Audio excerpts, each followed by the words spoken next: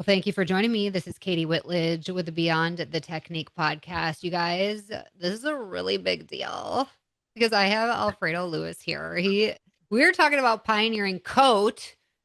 He is an industry disruptor. This is going to be the first of its kind of new category in product. Just I cannot wait.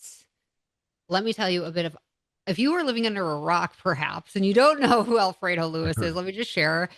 He is a licensed hairdresser, educator, and entrepreneur with over 30 years of experience in the professional beauty industry. And over the course of his career, he has established himself as a celebrity hairstylist, master colorist, global educator, and brand leader, known for his ability to blend technical precision with an instinctive modern approach to hair. So, as the founder of Coat, this is brand new.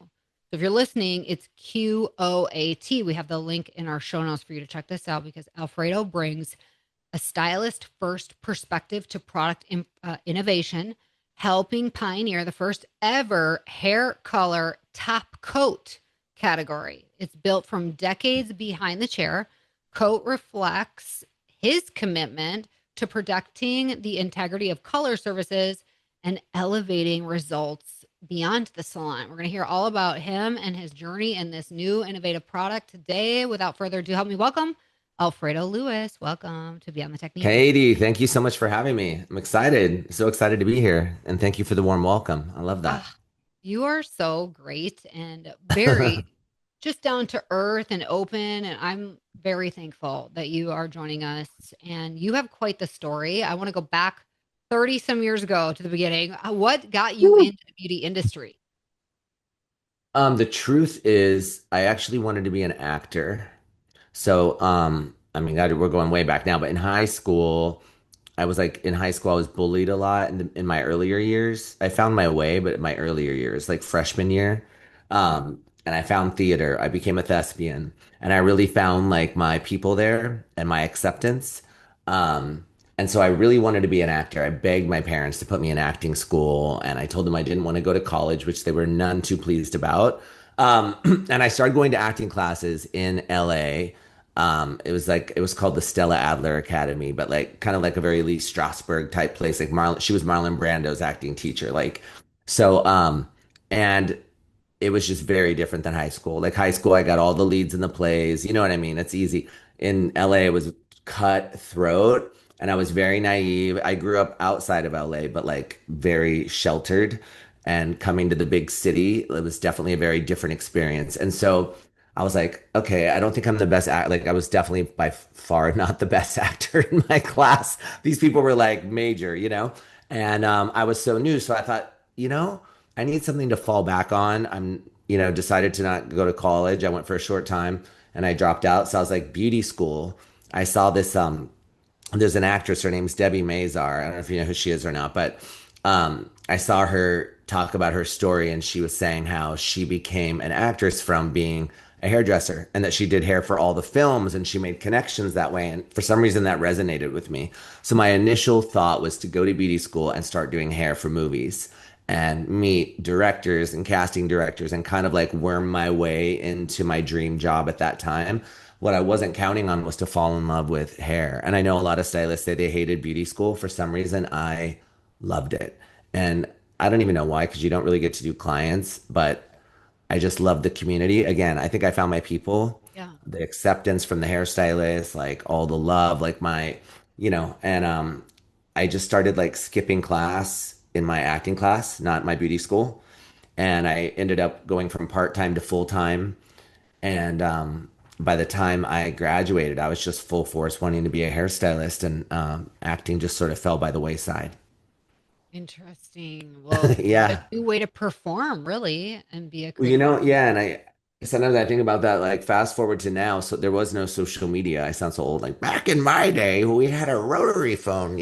But no, but like, yeah, there wasn't cell phones, and there, as time went on and social media was born, and it went from photo to video. I think that's where my career as an, content creator started to really thrive. I think like, and my Being public able to combine speaking, them. because I didn't get into education until midway through my career, but looking back on it, I think all those years of acting and, it obviously helped me like present my presentation skills. I got a lot of that from acting class. How did Yeah. you become so gifted in your craft? I mean, of course, there's natural talent, but then you have to hone in on it. Where did you learn your skill set and where did you kind of begin your journey and grow in your journey behind the chair and as a Well, stylist? well, thank you for that, by the way. But well, I'm a firm believer, and I know it's changed a lot, but I'm a firm believer in assisting when you get out in the beauty business. I assisted for 3 years.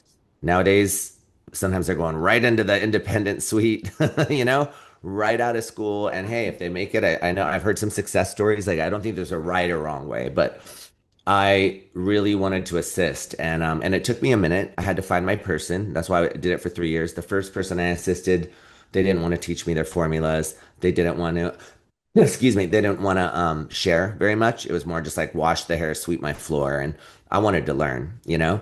Um, and I ended up working for two really huge celebrity hairdressers in Beverly Hills. I started at this salon called Christoph Salon, and back in the day, Christoph Salon was kind of like the mesh, like Tracy kind of like it was where all the celebrities were getting their hair done, and they would actually come into the salon again back then because they weren't worried about everybody filming them with color on their hair because people weren't, filming things in the salon like now, like where everybody's on their phones all the time.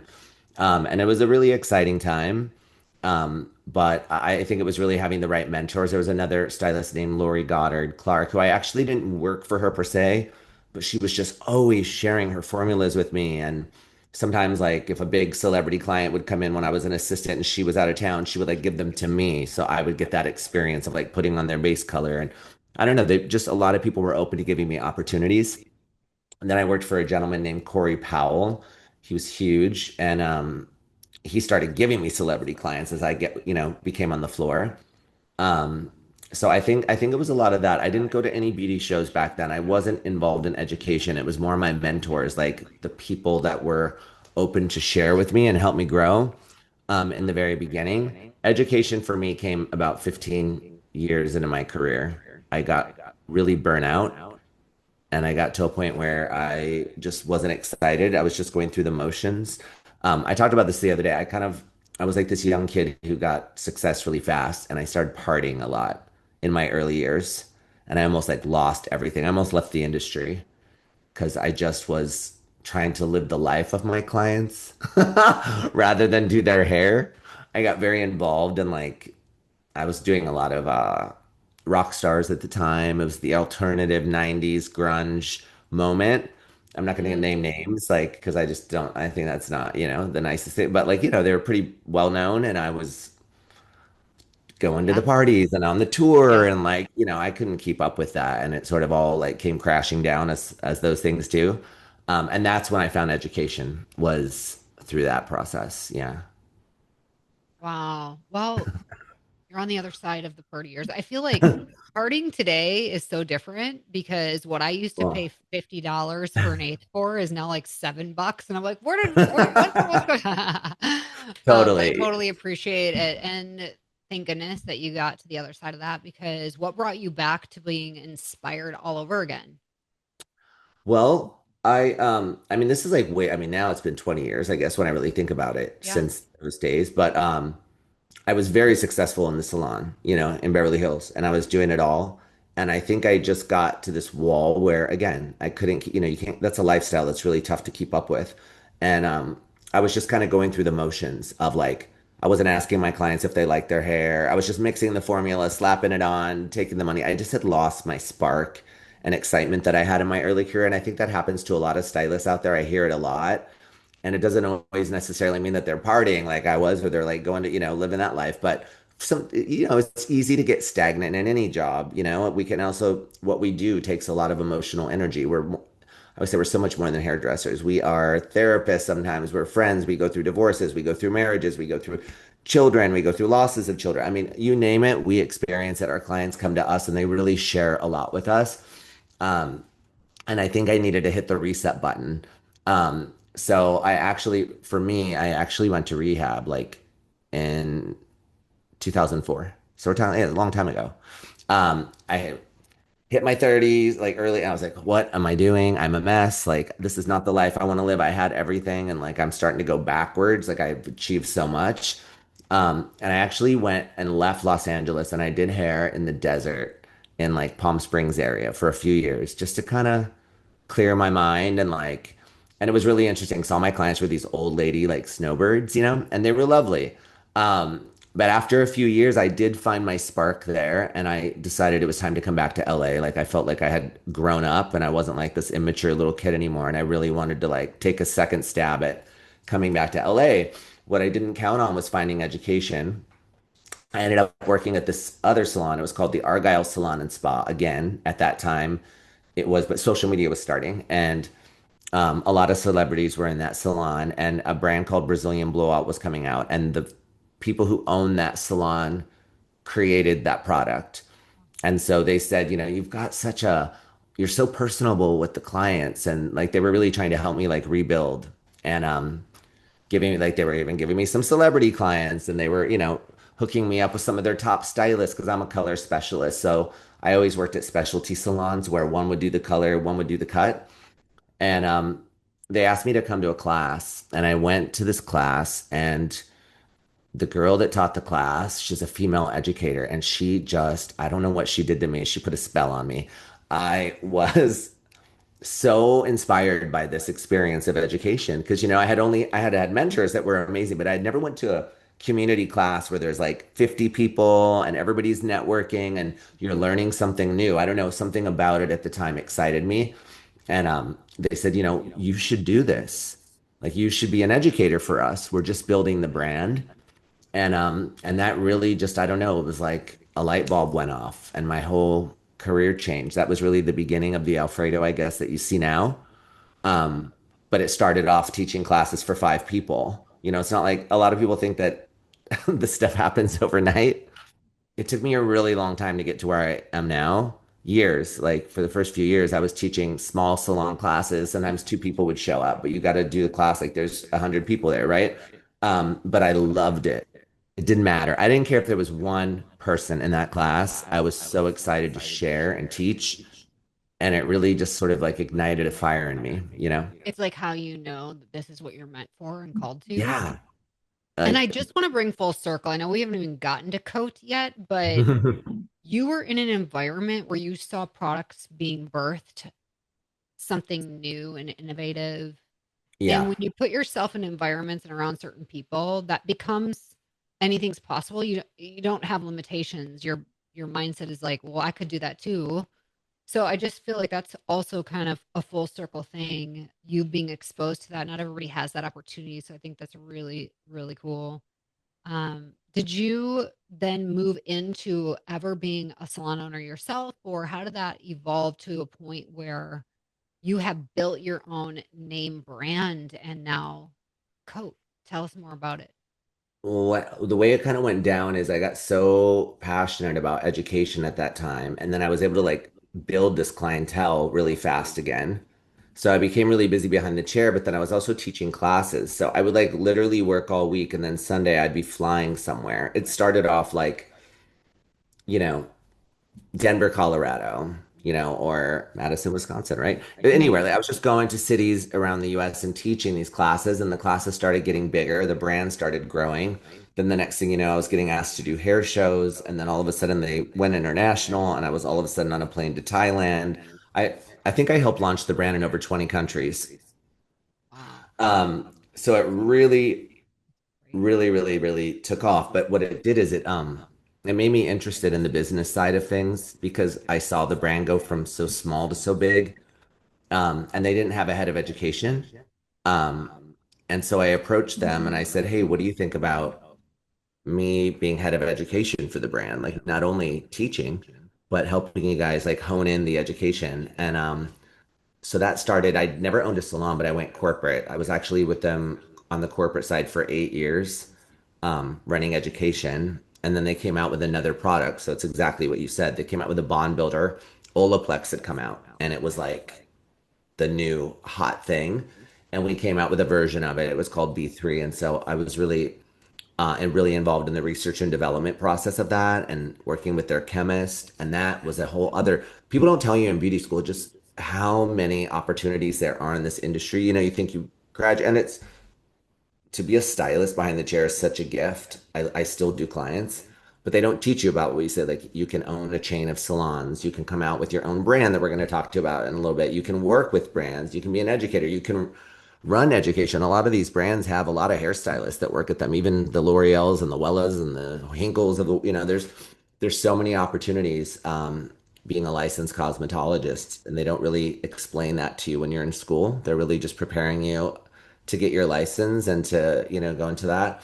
So I think I started realizing that there was so many facets of this industry. And I ended up, you know, working with Brazilian, and through that is when Instagram was born during that time. And I was so against social media. It was because I was a platform artist, you know, and we didn't do social media. The Like red. I am a Yeah. platform artist, you know, like I saw myself like that. Um, but obviously, I got bit by the bug eventually, and I started meeting all of these incredible artists that were creating these masterpieces in photo on Instagram at the time. And when we launched B3, we decided that we needed to create an influencer team, and I had no idea what that meant, to be honest. Like I didn't even know where to start. Um, and through that process is where I found social media. So it's just sort of just been this evolution, I guess, throughout my career. It's always when I'm pushing myself through discomfort that something magical happens. Like when I almost left the industry and I pushed through it, I found education, you know? And then when I decided I wanted to go corporate, that was really uncomfortable because to be a hairdresser that has no really rules or regulation, more independent to like working for a corporation, that was a whole thing. And then social media was another thing I was very uncomfortable with in the beginning. Um, so I've always learned that like whenever there's something that I don't want to do, I should do it. You know, as long within reason, obviously. Yeah. But usually if it's something that like is could have like a return of investment on it, that's something positive, it probably means that I should try it or I should push through it and figure it out, you know? I love that you have that mindset about things and Yeah, because it's never done me wrong. never. There's always Not a yet. learning and Not, feedback. I'm knocking on wood. Not literally. But Um, yeah. okay, well, and then fast forward to now, you have such a presence, but something in you felt called to create something that's never been created. Tell us, how did Coke come about? Because this has never been done. And it's not just that you're doing it, you've done it in a really unique way. The choices you've made for your investors and kind of in lieu of ambassadors, how you've approached that, how you're approaching the whole project. Tell us a bit about your vision and this dream that you had. Okay. I'm gonna be super honest. Yeah. Always, right?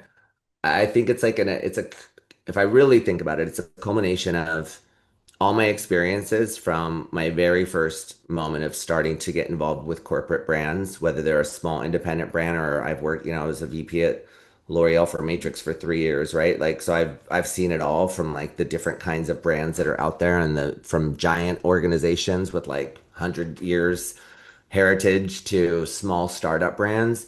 Um, and I think it's sort of a culmination of me taking all the good and leaving the bad, or things that at least I thought were good, what worked and what didn't work, if that makes sense.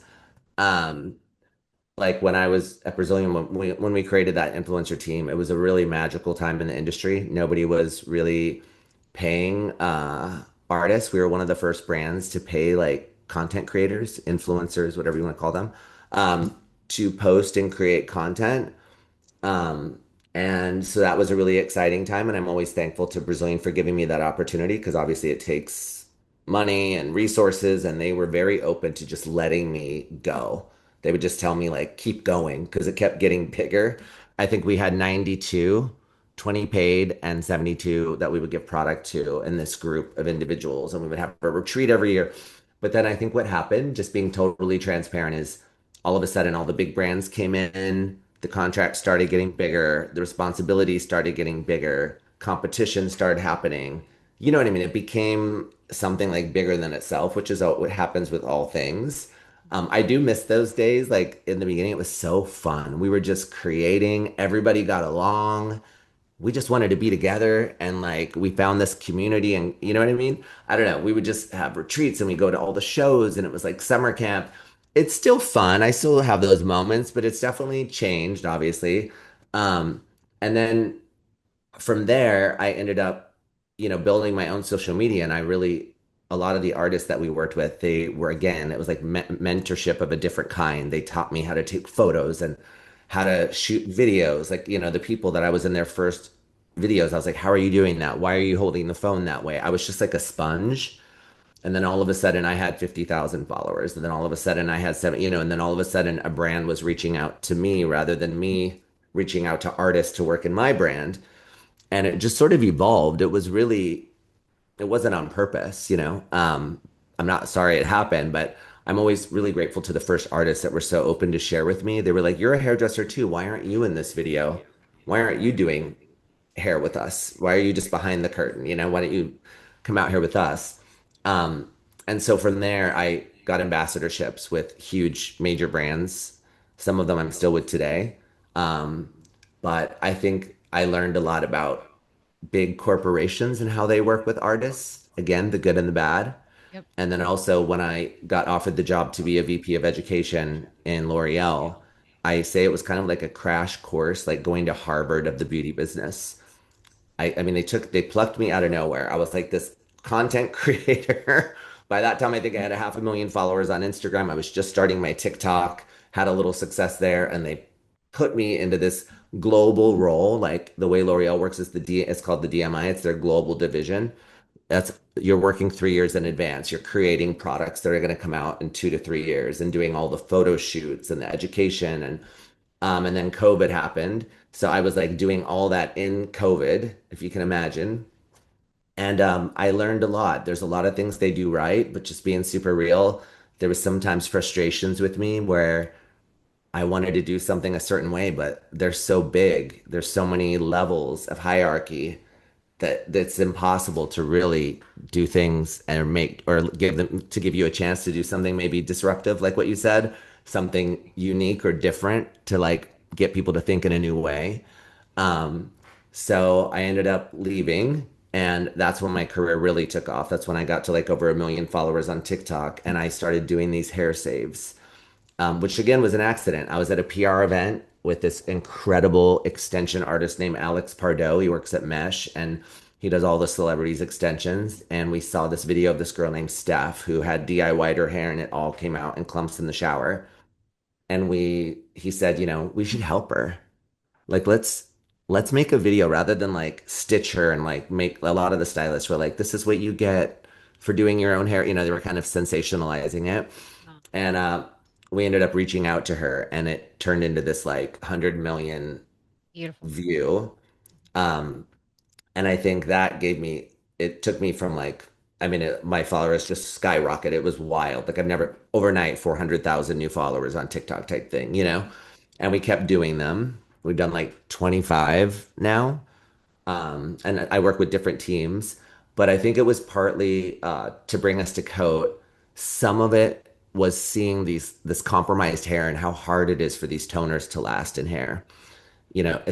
They don't last anyway, period, because they weren't designed to last. But then when you have hair that's been through something like that and you spend 8 hours on a color correction and you do all this work, and then you see them a few weeks later and it's like totally faded out of the hair, Like three to it's four kind of washes. like, We're gonna be yeah, honest. It's like just three from to four washing washes. it. Yeah. And yes, 3 or 4 washes. And I was like, is there something? I'm like, I have this audience.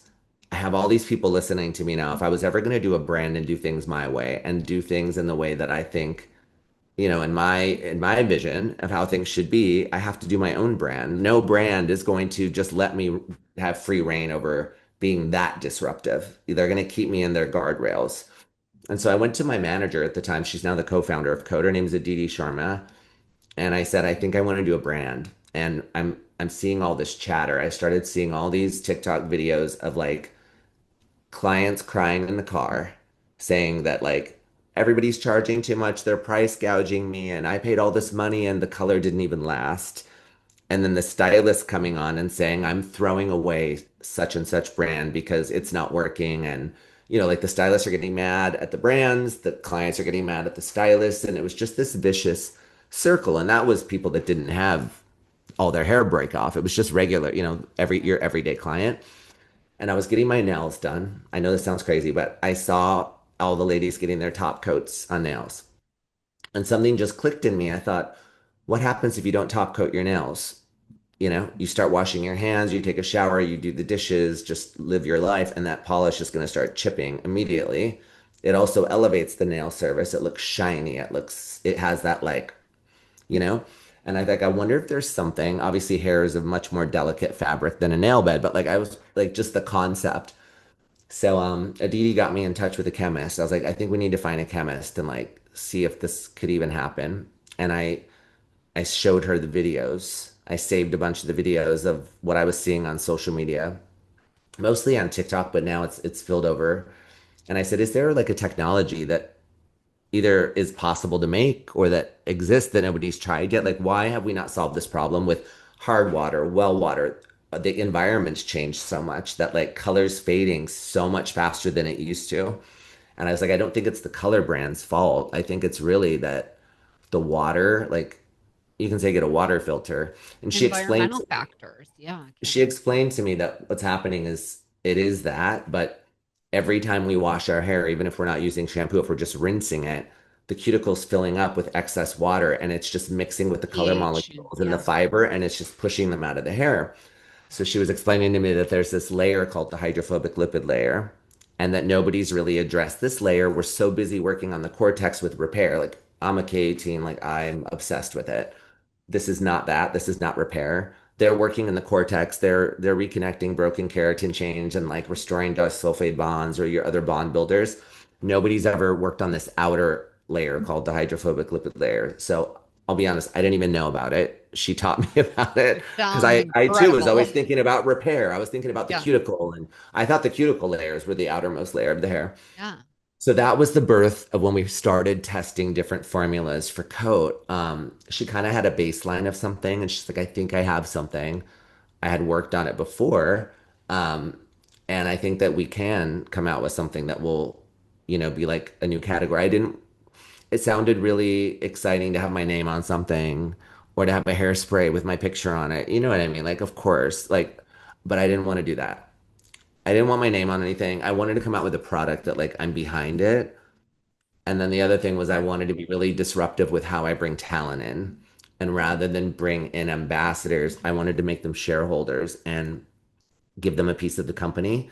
Because again, these brands are amazing, but sometimes, they bring you in, they build you up, they sell, and then they just cut everybody.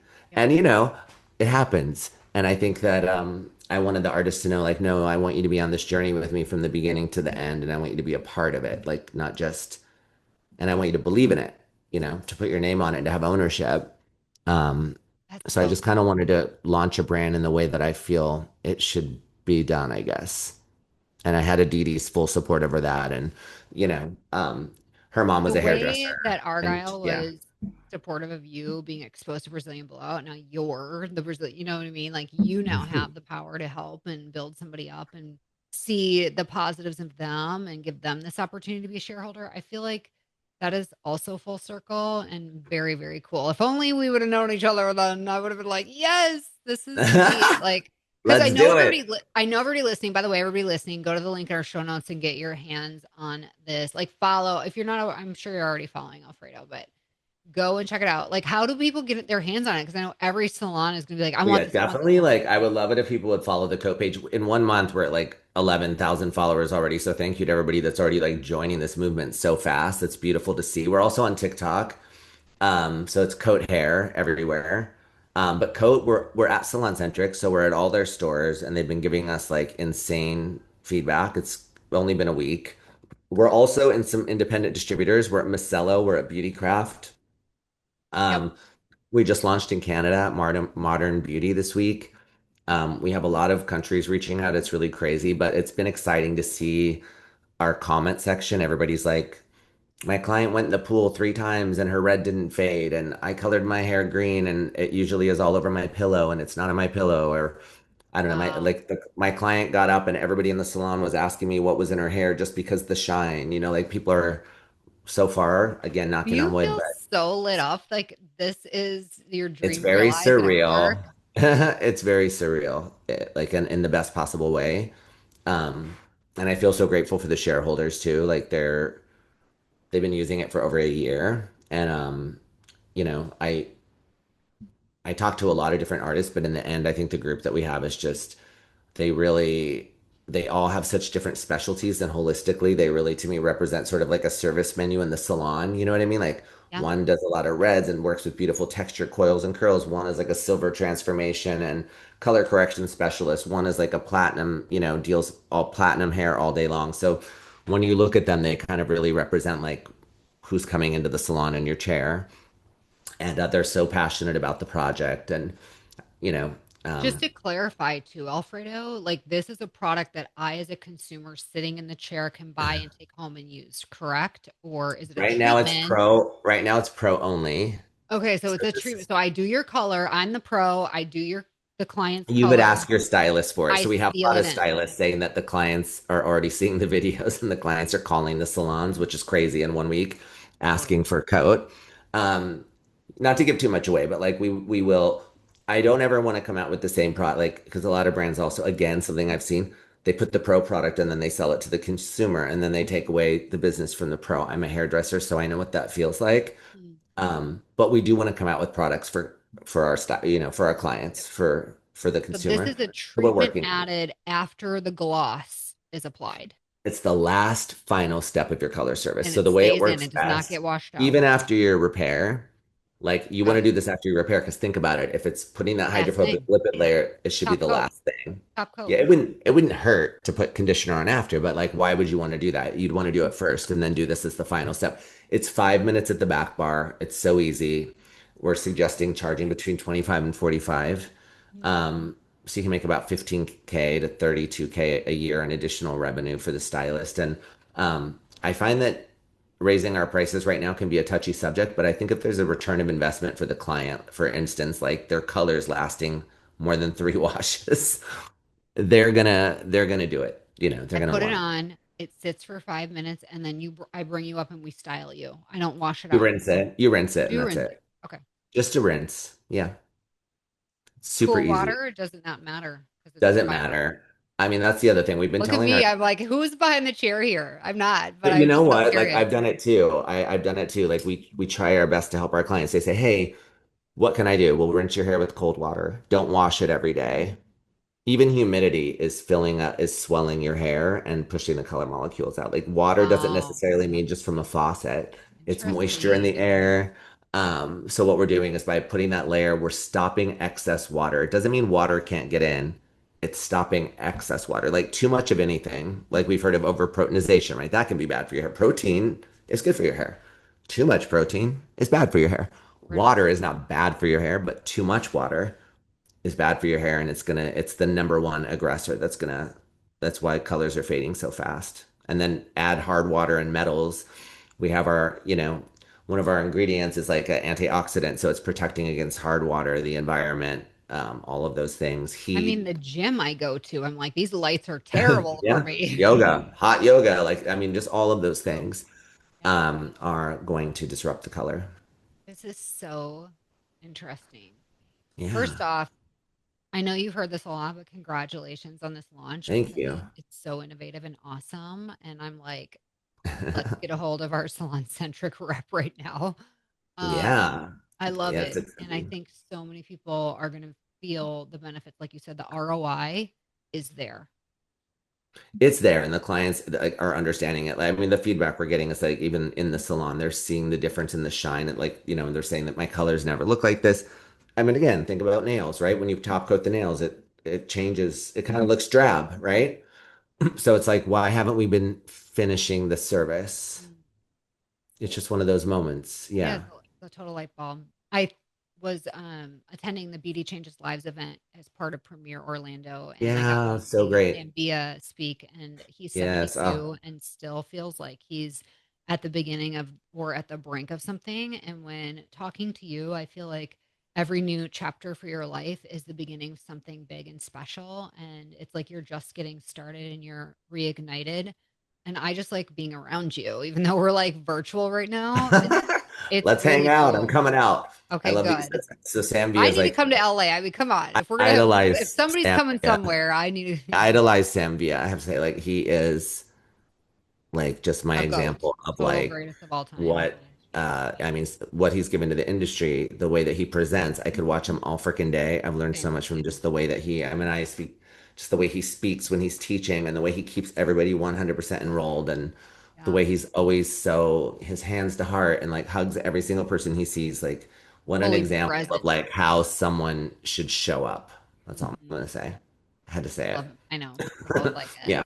Well, you are having that kind of impact on people, and I just appreciate you. Before we're done, what would be some final words of encouragement, Alfredo, for everybody listening today? Hmm. I would say, um, this industry is such a beautiful place and it's just like, it's filled with so much love and community, but there's always two sides to everything. So if you find yourself in a moment where like you're burnt out or you're feeling like unheard or unseen, or maybe you're like on the toxic side of the industry, because there's definitely that too, don't give up before you get to the reward. Because if I would have given up every single time I felt that way, or every single time something didn't go my way, or I don't know, like I experienced some sort of pushback or negativity from our industry where I felt like all of a sudden, like that little kid in high school that was getting bullied and hiding in the library at lunch because it happens, like that child in you awakens up, you know what I mean? Of like, don't do it. Don't feed into it. I think if I can be here at this point in my industry, your journey doesn't have to look just like mine, but whatever that dream, whatever your code is, whether it's being a salon owner or opening up a school, I don't know what it is, or having a fully booked clientele 3 weeks out. Um, just keep striving to push for it because I just believe that if you have a good heart and you push through things, like I said earlier, like the success is there waiting for you. So just don't give up. I love that. Yeah, Thank you for being it's with me truly today, awesome. Alfredo. Thanks for having me. So great. I I loved can't it. wait to see you in person at an upcoming event. We'll have to make it happen, but Please, yeah. please. Well, and thank you all for joining us here week after week. If you appreciate this platform, please take a moment, leave us a 5-star review wherever you're listening so that more people like you will discover Beyond the Technique, where we're here to change the way that you're supported in your industry and business. Until next time, have an awesome day and stay strong. Bye. Did you know over 60% of first-time clients do not return for a second visit? That is so painful, but it doesn't have to be that way. That's where Maya comes in. Maya is the ultimate marketing software for the beauty and wellness industry. We have a proprietary funnel utilizing special algorithms to help connect the right consumers with the right providers at your business. This means that Maya helps you get higher spending clients you love to work with who stay the long haul. If you want to increase your revenue, increase your client count, increase your average ticket, and increase your new client retention, then you need Maya. Go to joinmaya.com to set up your own personal virtual tour and see why over 500,000 consumers have trusted Maya and the businesses we work with to find their perfect beauty and wellness pro.